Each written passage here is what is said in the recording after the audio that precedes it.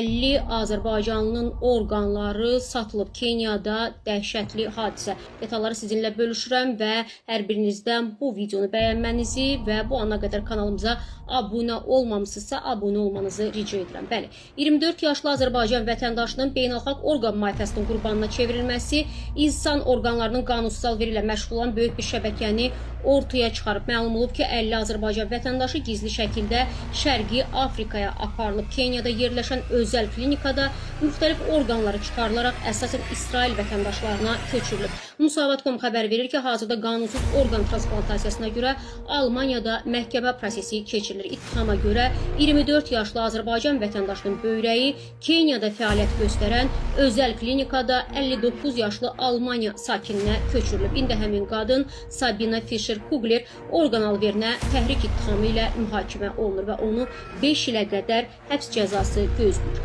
Hadisə necə üzə çıxıb? Bəs elə ilk dəfə Almaniyanın aparıcı media orqanları tərəfindən aparılan geniş jurnalist araşdırmasından sonra beynəlxalq rezonans doğurub. Araşdırma Keniyanın Eldoret şəhərində yerləşən MedHealth klinikasının ətrafında fəaliyyət göstərdiyi iddia olunan beynəlxalq orqan alveri şəbəkəsinin fəaliyyəti təsvir olundu. Uzun illər böyrək çatışmazlığından əziyyət çəkən Sabina Fischer-Kugler jurnalistlərə etiraf edib ki, böyrək əldə etmək üçün vasitəçilərə 100 min, 200 min dollar, bəzi mənbələrə görə isə 200 min avro həcmində vəsait ödəyib. Almaniya qanunvericiliyinə görə insan orqanının alınması və satılması ilə bağlı maliyyə əməliyyatları cinayət hesab olunur və məhkəmə prosesinin 2026-cı il iyunun 23-də Bavariyanın Weissenburg şəhərində başlanıb. Qadın məhkəmədə peşman olduğunu və həyatda qalmaq üçün çıxış yolu axtardığını söyləyib.